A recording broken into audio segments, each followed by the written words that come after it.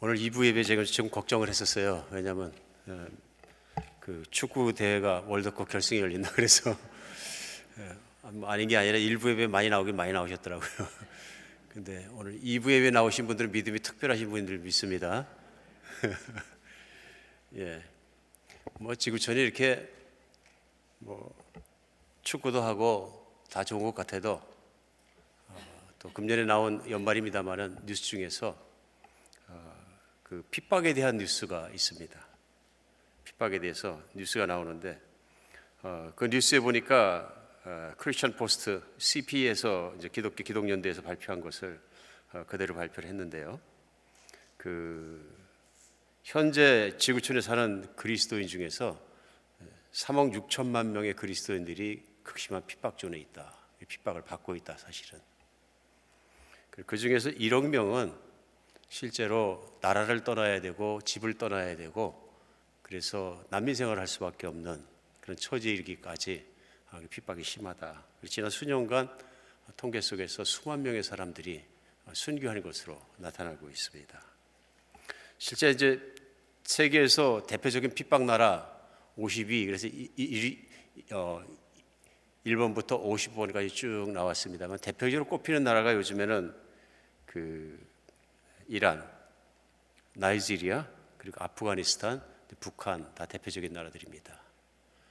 지금 이 시간에도 뭐 그 나라 외에도 수많은 나라에서 구조적으로 핍박을 받고 생명을 부지하기가 힘들다. 그래서 가장 먼저 공통적으로 핍박이 오는 건 가족 핍박이 제일 많고요.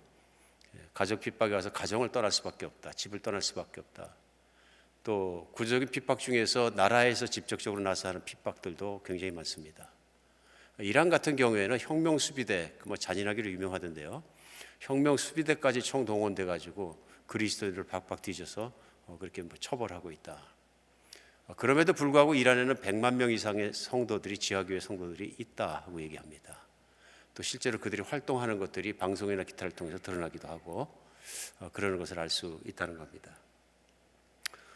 나이지리아도 마찬가지로 기독교 핍박이 심해서 지금 현재도 300만 명 이상은 나이지리아 북쪽에서 정말 유리하는 생활, 떠도는 생활을 살고 있는 사람들이 많이 있다.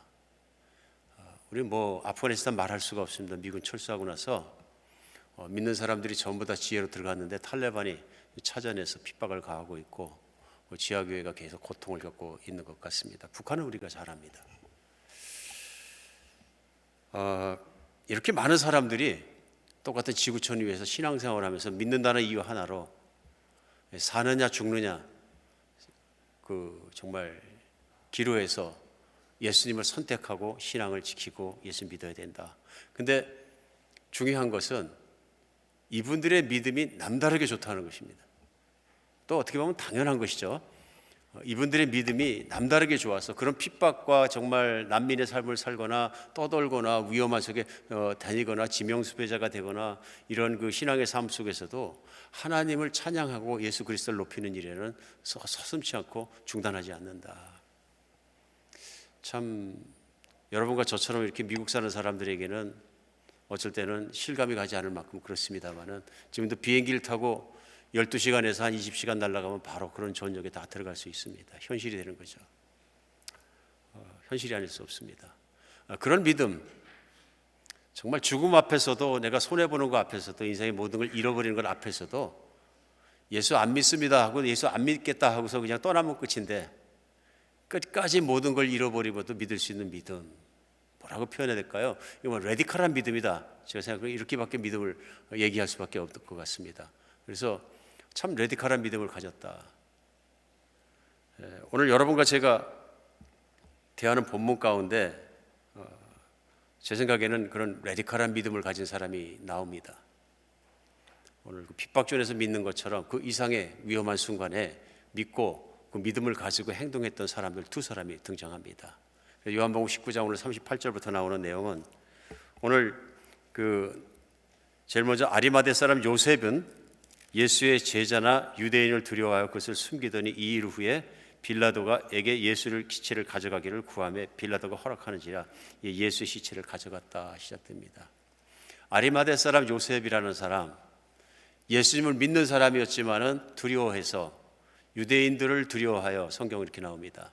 주변에 있는 유대인들을 두려워해서 스스로 드러내지 못하고 있다가 2일 후에 예수님께서 십자가에 못 박혀서 돌아가시는 그 일 후에 여전히 예수님의 시신은 십자가에 매달려 있는 그 상태를 얘기하는 거죠. 그래서 예수님이 십자가에 심판받으시고 십자가에 못 박히시는 과정을 보았다 하는 얘기가 되는 것 같습니다. 보고 그 다음에 돌아가시고 시신이 되었을 때 그 예수님의 시신을 모셨다. 특별히 그 당시 총독이었던 빌라도에게 직접 얘기해서 그 시신을 달라고 얘기해서 받아서 시신을 섬겼다.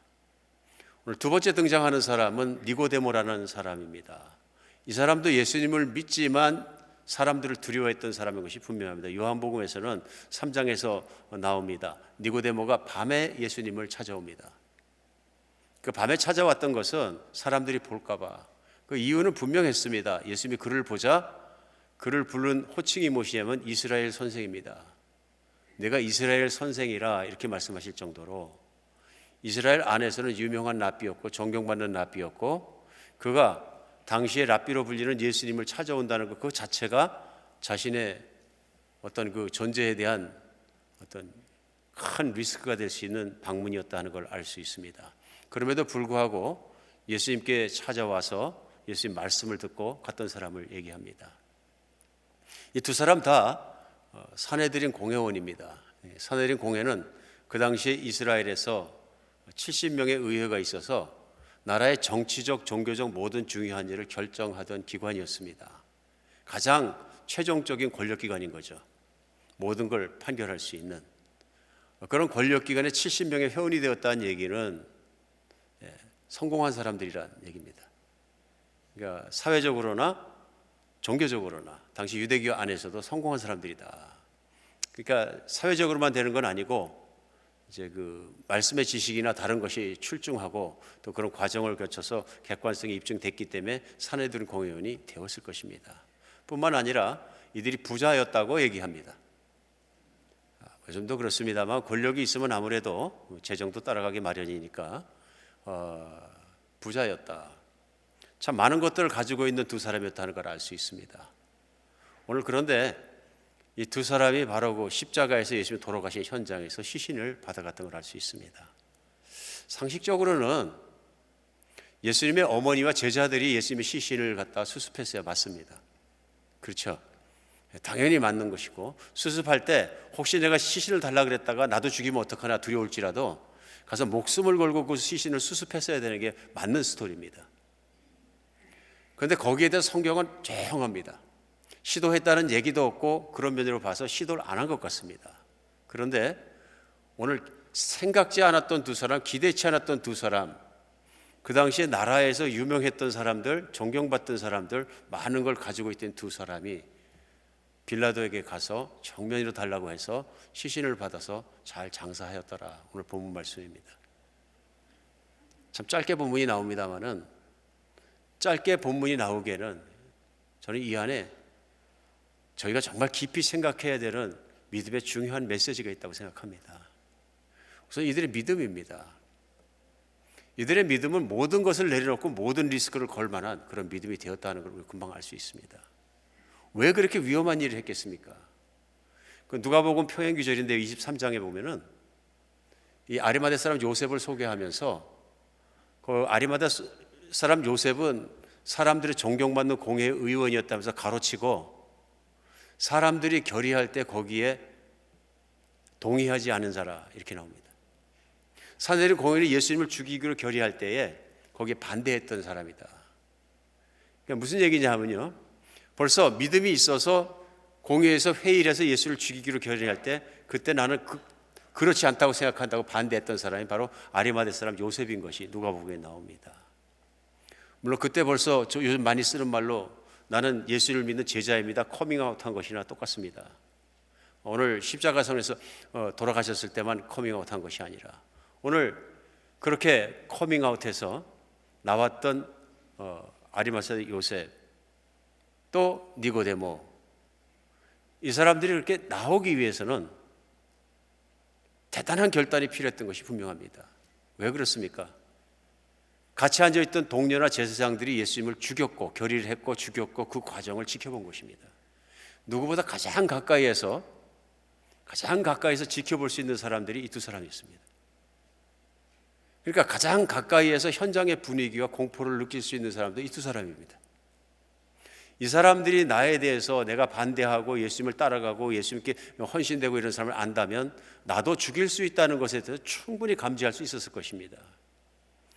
그럼에도 불구하고 그들은 이 놀라운 일을 했습니다. 제자들도 하지 못한 일을 했습니다. 왜냐하면 예수님의 정말 그 신문 당하시고 붙잡히시는 순간부터 가장 먼저 도망간 건 예수님의 제자들이 도망갔습니다. 오늘 요한 사도 외에는 십자가에 못 박히실 때 제자들이 그 앞에 있었다는 기록이 없습니다. 다 도망가서 두려워서 근처에 오지 못했던 것 같습니다. 오늘 요한 사도와 마리아 몇 사람이 죽음의 용기를 내서 목숨을 걸고 아마 그 자리에 동참한 것 아닌가 싶습니다. 그런데 오늘 바로 이 두 사람이 나타나서 시체를 수습했다. 저희 본문은 짧지만은 참 깊이 생각해 봐야 한다고 믿습니다. 무엇이 왜 어떻게 이들이 이런 결단을 했으며 목숨도 자기의 모든 인생에 이룬 것들도 심지어는 자기 가족의 편안함까지도 몽땅 걸어놓고 이런 일을 할 수 있었을까요? 답변은 분명합니다. 그들이 가지고 있는 믿음입니다. 그 모든 걸 걸 수 있을 믿음이 됐기 때문에 그렇게 한 것입니다. 그 믿음이 무엇일까요? 하는 겁니다. 그래서 생각해 보니까 그들이 정말로 많은 걸 생각하면서 많은 걸 찾고 많은 걸 뒤졌을 것입니다. 왜냐하면 그만큼 종교적인 사람들이었고 랍비였고 또 그만큼 율법에 대해서도 아는 사람들이었고 그만큼 공부한 사람들이고 그만큼 인텔리들이었습니다. 오늘 그들이 많은 걸 뒤져서 찾아서 붙잡은 것이 뭐냐면 바로 예수님을 붙잡게 되었다.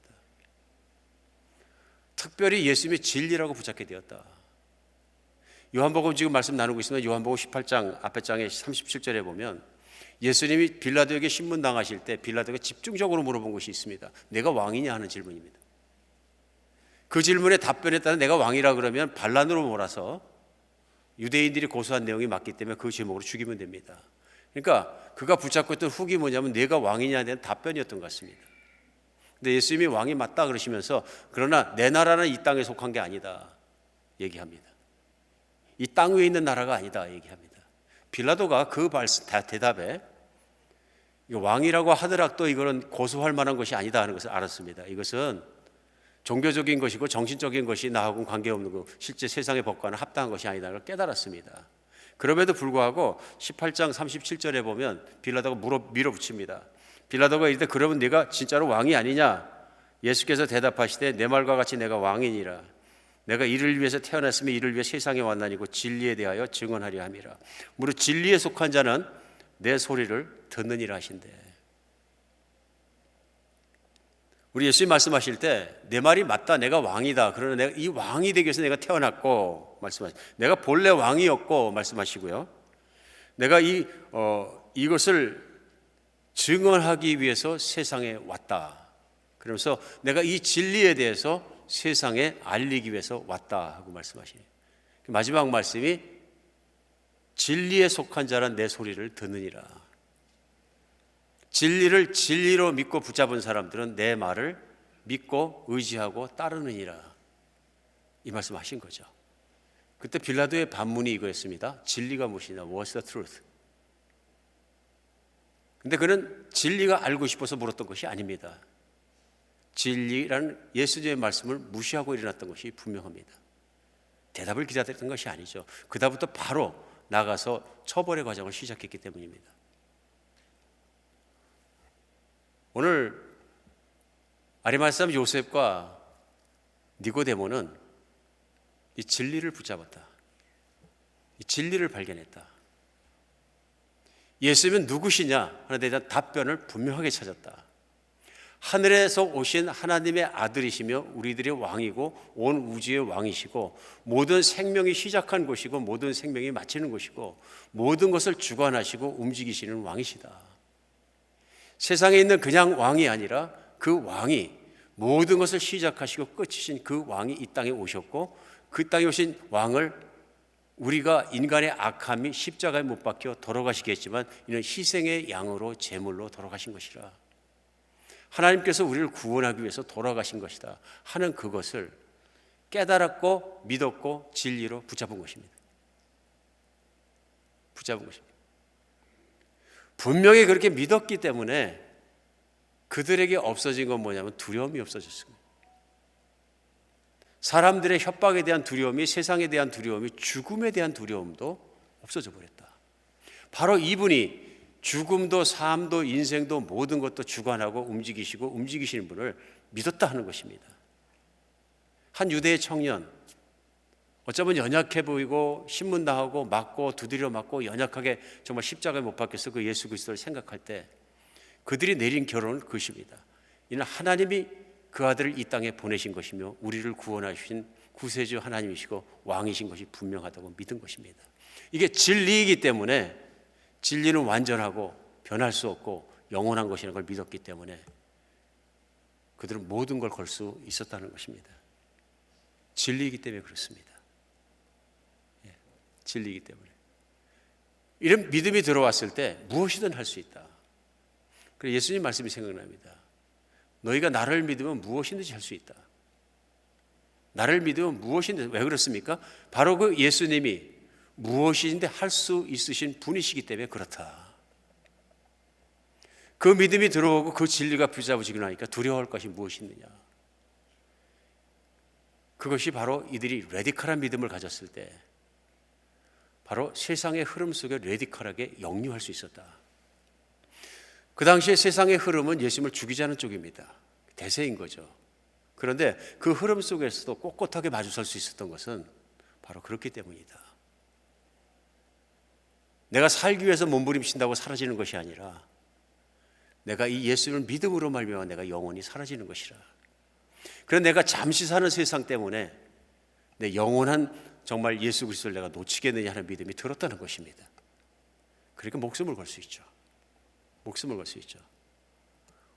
오늘 말씀을 시작하면서 핍박에 대한 말씀을 같이 나눴습니다만은 핍박이 현실이 됐을 때 내가 예수님 맨날 고백만으로 내 집에서 쫓겨날 수 있고 직장에서 쫓겨날 수 있고 심지어 갇힐 수 있고 평생을 종신형을 살 수도 있고 그런 상황에서 내가 예수님을 믿습니다. 꼿꼿이 내가 그렇게 말하는 것과 나타내는 것과 또 예수님을 찬양하는 것과 우리가 오늘날 여기서 믿는 것은 다를 수 있다는 생각이 듭니다. 다를 수 있다. 그렇지 않습니까? 왜냐하면 오늘날 우리가 살아가면서는 그렇게 거스릴 것이 없습니다. 특별히 미국 사는 동안에는 정말로 그 편안하게 믿을 수 있습니다. 심지어는 믿기 때문에 칭찬도 받습니다. 우리 전도팀 금년도에 얼마나 고생 많이 하시는지 몰라요. 한 주도 걸리지 않고 춥거나 덥거나 비 오거나 그냥 전도하십니다. 얼마나 감사해요. 근데 전도팀이 가끔 고백하십니다. 또 제가 여쭤볼 수 있습니다. 전도하실 때 대접받은 적이 있습니까? 대접받습니다. 믿는 분들이 오셔서 물도 사다 주시고 어떤 분들은 밥도 사주시고 그럽니다. 왜 그럽니까? 나쁘게 안 보이거든요. 핍박받습니까? 뭐 아주 안 믿고 정말 그 성격이 고약하신 분이 괜히 이렇게 한마디 하기 전에는 그렇게 와가지고 누가 때린다거나 그러지 못합니다. 그러잖아요. 예수 믿는다고 밀어붙이거나 그러지 않습니다. 그래서 제가 과거의 경험상으로 꼭 있다 그러면은 그럴 만한 지역에 들어가서 전도를 하면 그렇습니다. 언젠가 한번 뉴욕 할렘에 들어가서 지금같이 이렇게 잘 개선되기 전에 들어가서 전도를 하는데 할렘에 그 마르콤 X인가요? 그래서 그 무슬림들이 많습니다. 흑인 형제들이. 이 무슬림들이 너댓 명이 키가 크고 등치가 큰 사람이 확 몰아서 가지고 저를 벽 가운데 또 골목에 몰아넣고 죽이겠다고 협박했던 기억이 납니다. 떨렸습니다. 많이 떨리더라고요. 그런 핍박이 있기 전에 특별한 지역에서 특별한 경우를 이제 예수 믿으라고 이제 다니면서 당하기 전에는 요즘은 당하지 않습니다. 지난주에 우리 여러분들 자꾸 이렇게 걱정거리가 되어서 걱정하게 되려 죄송합니다만 심장모 시술 때문에 들어가서 가운을 갈아입고 첫 번째 간호원을 만나서 담당하신 간호원을 만나서 이것저것 간호원이 이제 앉아서 물어보시고 뭐 병력도 물어보시고 쭉 정리를 하시는데 마지막에 질문 하나 하시는 거예요. 다 그래서 What do you do for living? 그런 거예요. 직업이 뭡니까? 그래서 목사입니다. I'm a pastor 그랬더니 이 자매님이 깜짝 놀라시는 거예요. 제가 동양인이기 때문에 놀랐던 거 아닌가, 아니면은 환자복 입고 앉아있는 모습이 그냥 나이 먹어가는 사람일 뿐인데 목사라 그러니까 놀라는 표정이었어요. 근데 you pastor 그러더니 그때부터 시작해서 제 서비스가 1단계 업그레이드 했어요. 이분이 뭐 공손하고 너무 잘하시는데 그냥 시술 끝나고 병실까지 따라 들어와서 다 안내해 주시고 이 참 얼마나 잘해 주시는지 황송할 만큼 환대를 제가 많이 받았어요. 직업이 목사이기 때문에 받았던 환대입니다. 그 받으면 생각했어요. 미국은 믿는데 아무 거칠 것이 없다. 참 안전하고 좋다. 그런데 핍박존에 들어가면 어떻게 될까? 믿음이 당장 현재의 문제로 부딪혀올 때, 확 흔들릴 때 어떻게 할까?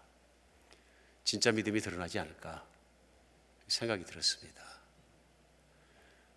혹시 이렇게 편안한 데 살 때 믿음이 약해지는 것은 아닌가? 예수님께서 원하시는 믿음은 어떤 것이었을까 생각해 봤을 때 성경에서 예수님이 원하시는 믿음은 오늘 니고데모와 요셉과 같은 믿음이었습니다. 죽음을 두려워하지 않는 믿음. 누구든지 나를 따라오려거든 내 자신을 부인하고 내 십자가를 메고 나를 따르라.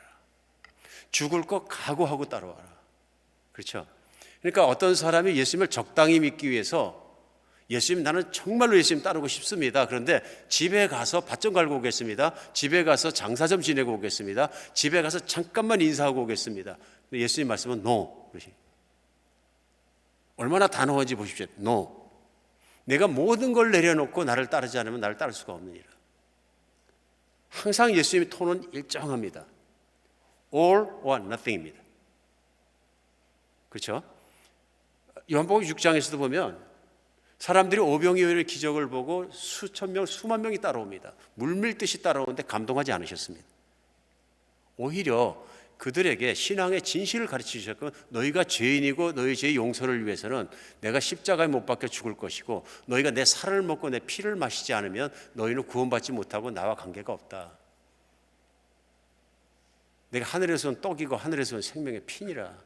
사람들이 이 말씀을 알아듣지 못하니까 다 떠났습니다. 제자 12명 남고 다 떠났던 것 같아요. 그러니까 예수님의 메시지 자체가 그 사람들 귀에는 레디컬한 것입니다. 급진적인 거죠. 그냥 존경받는 랍비이고 하늘에서의 능력이 있고 그럼 믿고 따라가고 그런 믿으면 된 것인데 그래서 예수님께서 자기들의 모든 것도 채워주시고 그를 기대하면서 따랐는데 예수의 말씀은 그들의 귀에는 정말 거슬리는 것이었습니다. 거슬리는 것이었습니다. 다 떠나버렸어요. 항상 예수님의 말씀은 단호하셨고 그러셨습니다. 그래서 뭐 많은 사람이 한꺼번에 믿는 것이나 그런데 주목하신 것이 아니라 예수님을 믿는 바른 믿음과 온전한 믿음을 가지고 그 진리를 깨닫고 붙잡고 따라오는 제자를 원하셨던 것이 분명합니다. 메시지는 내내 똑같습니다. 타협하신 적도 없고 물러서신 적도 없고 거기에서 조금 더 달라지신 적이 없습니다. 오늘 제자들이 그것을 배운 것이죠. 그 메시지를 따라 일어났던 사람들이 제자들입니다. 자기들의 정말로 그 그물을 내려놓고 삶의 현장에서 또 자기가 일하던 세관에서 벌떡 일어나서 놓고 다 놓고 따랐던 사람들이 제자들입니다. 그럼에도 불구하고 예수님의 고난의 현장에서는 그들의 믿음이 견디질 못해서 다 도망갔습니다. 오늘 두 사람이 나왔다는 것은 정말 대단한 신앙인 것이죠. 오늘 레디컬한 믿음을 갖는 것, 정말 참 예수님을 이렇게 붙잡게 되는 것이 얼마나 중요한 일입니까? 여기서 우리 배울 수 있는 것이 있습니다. 이런 믿음을 가져야 세상의 두려움을 이길 수 있습니다. 세상의 두려움 극복합니다. 세상을 살면서 두려운 것이 얼마나 많습니까? 근데 뭘 가장 두려워합니까? 내가 불행해지는 거 두려워합니다. 안 그렇습니까? 살아가면서 사람이 각자 살아가는 인생 속에 내가 불행해지는 걸 얼마나 두려워합니까? 돈이 없어서 먹고 살면 못하면 어떡하나? 괄시받고 살면 어떡하나? 비참하게 살면 어떡하나? 두려워합니다. 그러니까 우리 인생을 살아가면서 안전한 삶을 원하니까 자꾸 벌고 자꾸 쌓고 자꾸 올라가고 자꾸 이루려고 합니다. 그럴 수밖에 없는 거죠. 이건 세상의 조리입니다. 세상 다 그렇게 살거든요. 또 그것이 정상적인 것이고 당연한 것이죠. 그런데 예수님을 따라가니까 예수님의 말씀은 무엇을 먹을까 무엇을 마실까 걱정하지 말고 하나님 받고 일용할 양식으로 감사하지 말고 살라. 부자가 된다는 얘기가 없는 거예요. 나를 따라오면 내가 너를 안락하게 해주고 부자로 만든 그런 말씀 한 번도 없습니다. 반대입니다. 예수님을 따르는 제자들은 배고팠습니다. 걸어가면서 밀리삭을 훑어먹어야 될 정도로 배고팠습니다. 엄청 배고팠다는 얘기입니다. 어쩌면 몇 끼를 굶었던 것 같습니다. 그러니까 예수의 메시지를 보면 레디컬합니다.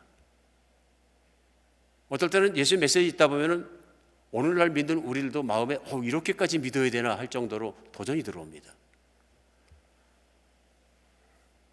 오늘 왜 그러냐면 세상의 흐름을 아시거든요.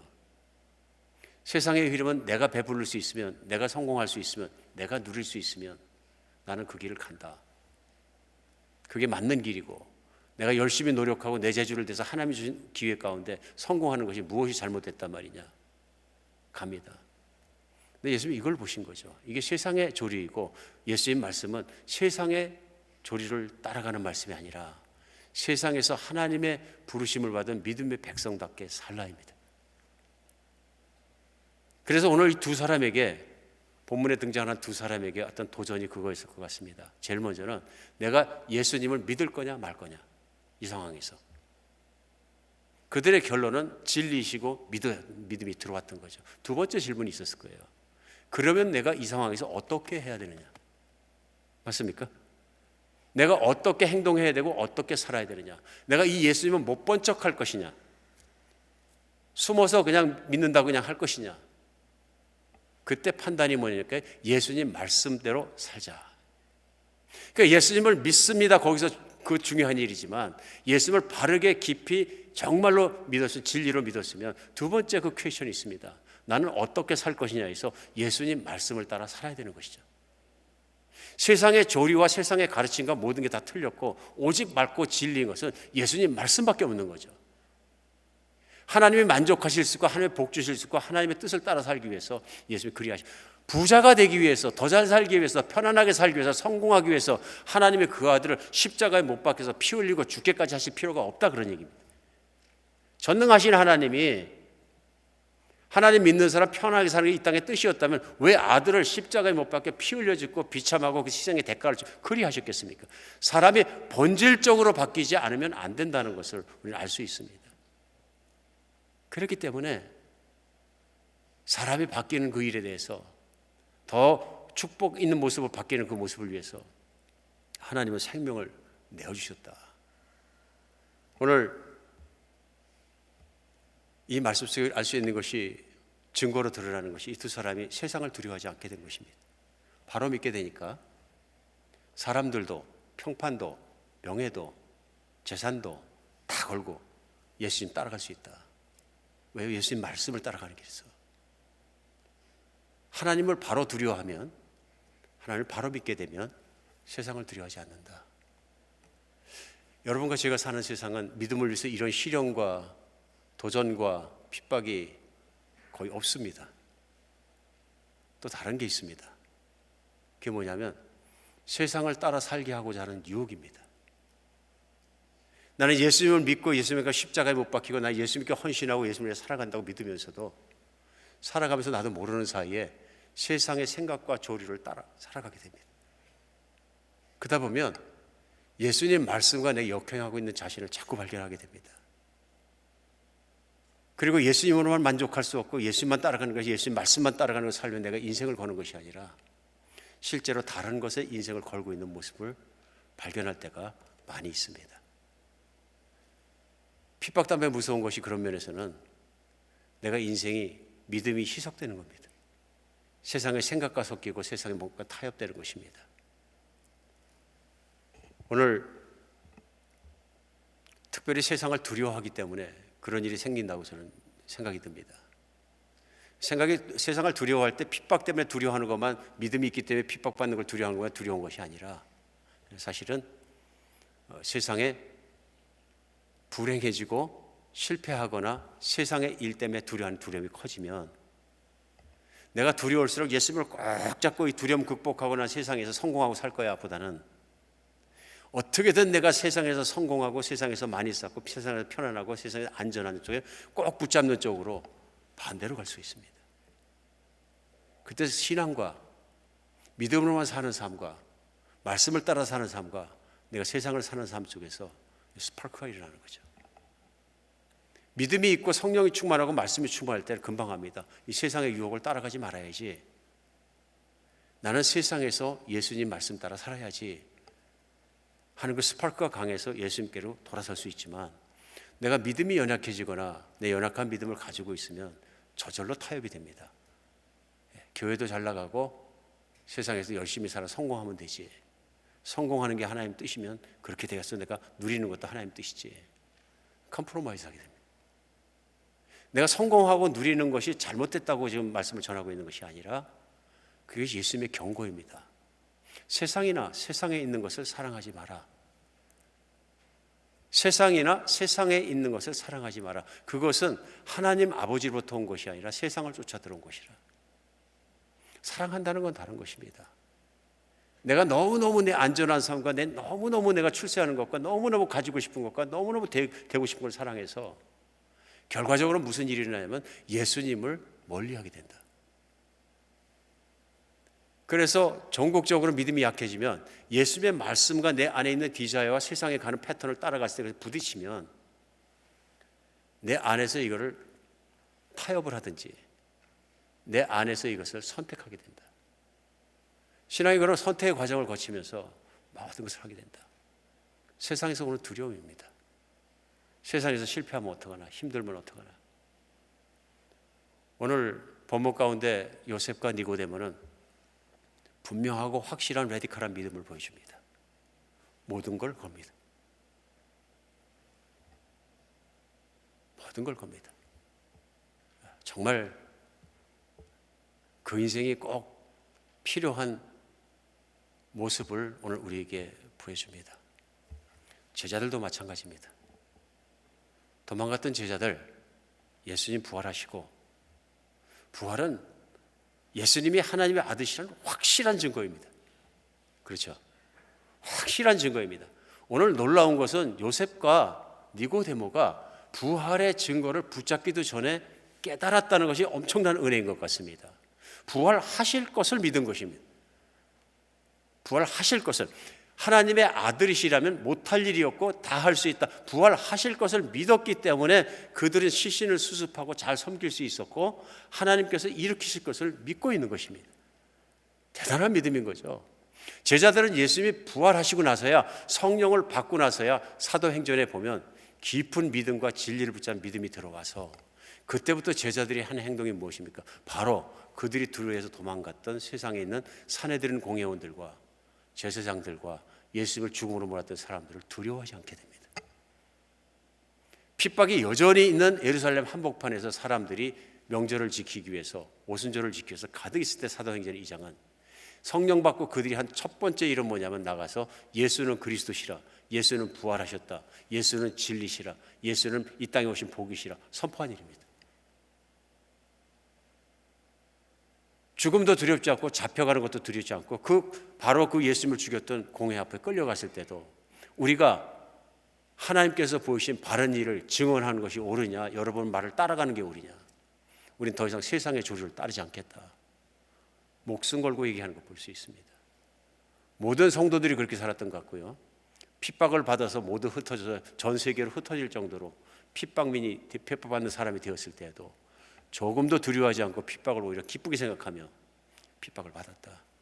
하나님 내게 왜 이러십니까가 아니라 믿고 기도했는데 왜 이 모든 걸 해결해 주십니까가 아니라 핍박을 받는 것을 기쁘게 여겼다. 다른 걸 볼 수 있습니다. 예수님 깊이 믿고 진리 가운데 붙잡히면 세상을 두려워하지 않습니다.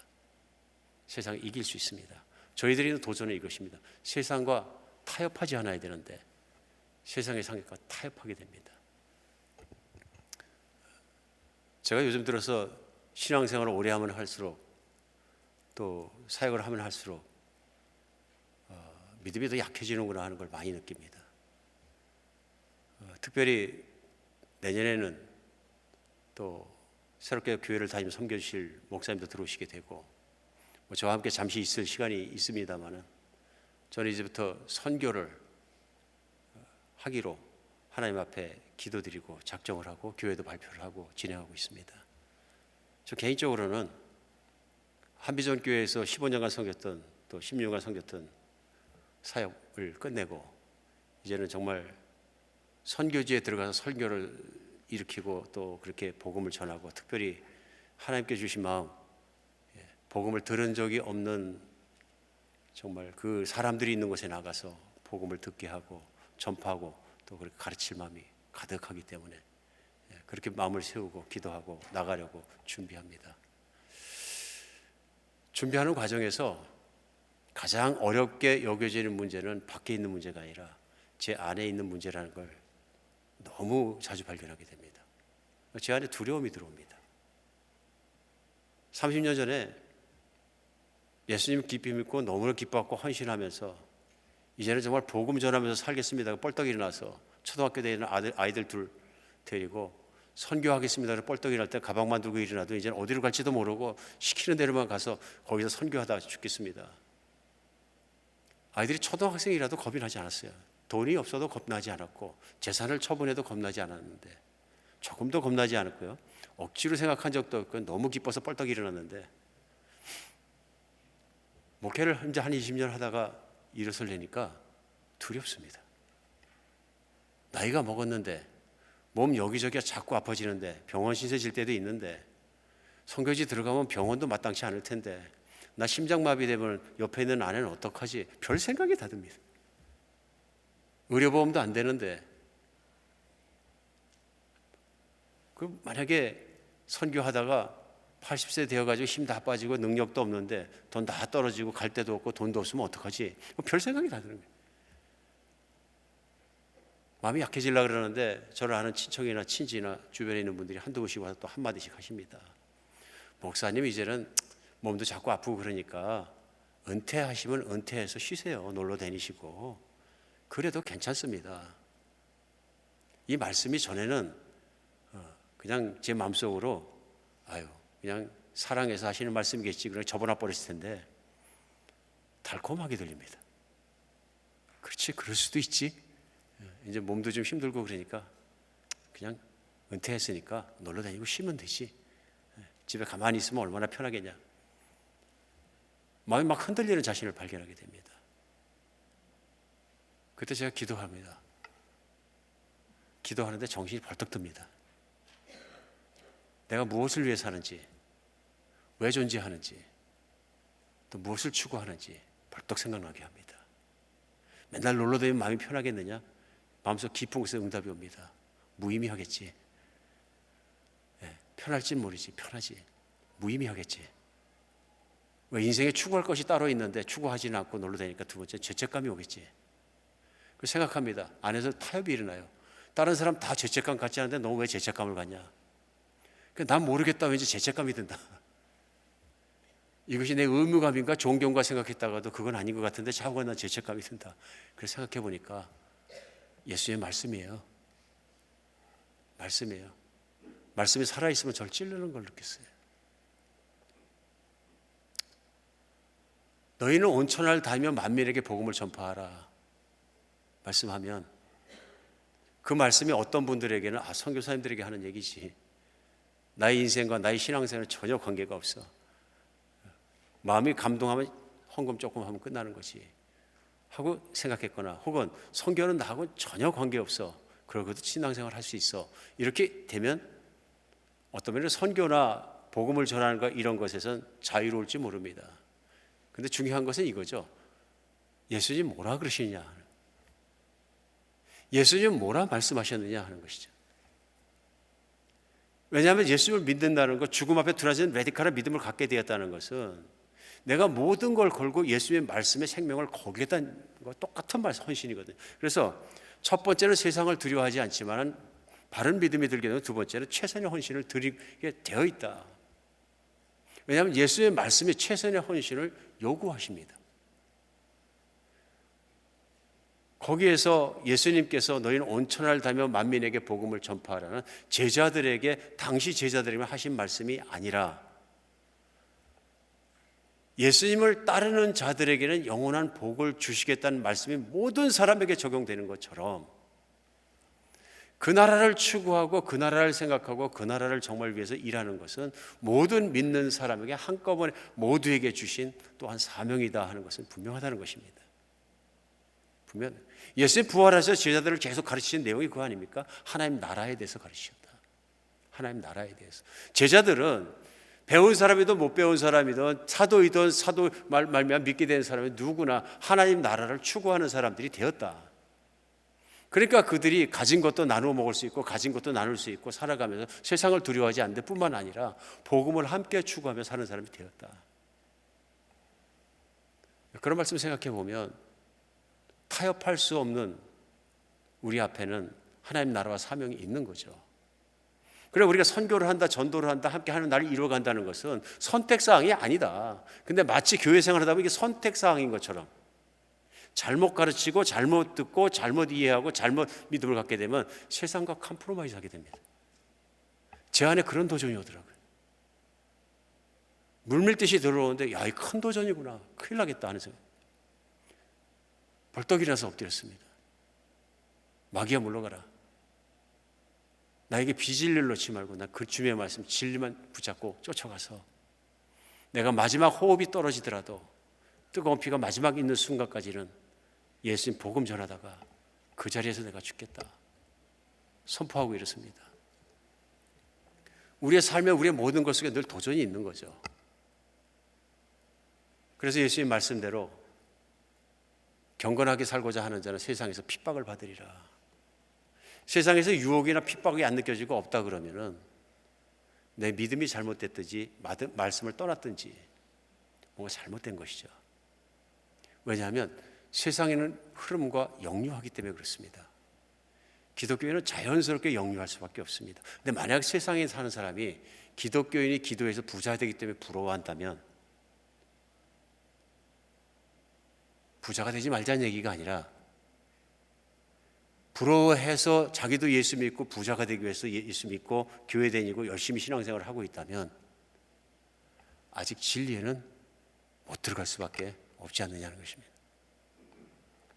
목숨을 바치는 신앙이 되는 것은 우리 예수님의 십자가의 메시지를 바로 봤을 때 하나님이 무엇 때문에 피 흘리고 생명까지 걸고 인생을 구원하시겠느냐, 무엇으로부터 구원하시겠느냐, 세상으로부터 구원하시는 거예요. 타락으로부터 구원하시는 거예요. 욕심으로부터, 타락으로부터, 망가진 것으로, 음란함으로부터, 이 모든 것으로부터 하나님이 사람답게 구원해 주시는 것인데 부자만 되게 편안하게 해주시기 위해서, 불행하게 살지 않기 위해서 구원하시겠느냐. 오늘 말씀 속에서 그것을 우리에게 도전한다고 저는 믿어집니다. 세상 사람들은 다 그것을 추구할지라도 오늘 요셉과 니고데모는 믿음을 붙잡고 용감하게 나왔습니다. 오늘 여러분과 저도 믿음을 바로 붙잡는 여러분과 제가 되었으면 좋겠습니다. 내가 신앙의 고백만 있다고, 한 번 고백이 있다고 구원되는 것이 아니라 우리의 마음속에 있는 진리가 붙잡혀서 그 진리에 붙잡혔기 때문에 그 진리가 우리 인생을 뒤집어 엎고 우리 인생이 말씀 중심으로 살아가고 말씀에 목숨 거는 삶을 살아가게 됐을 때 우리는 알 수 있습니다. 내가 거듭났구나. 사람이 달라졌구나. 나는 예수의 사람이 되었구나. 나는 예수님은 다 할 수 있고 예수님 없이는 못하는구나. 아무것도. 나는 분명히 예수님의 사람이 될 수 있다는 것입니다. 오늘 여러분과 저에게 믿음이 정말 확실하고 분명한 믿음이 꼭 붙잡아져서 예수님을 붙잡고 예수의 말씀대로 살아가는 여러분과 제가 되었으면 좋겠습니다. 참 믿음으로 살아갔을 때 우리는 어떤 일도 할 수 있습니다. 기도하겠습니다. 예, 하나님 아버지,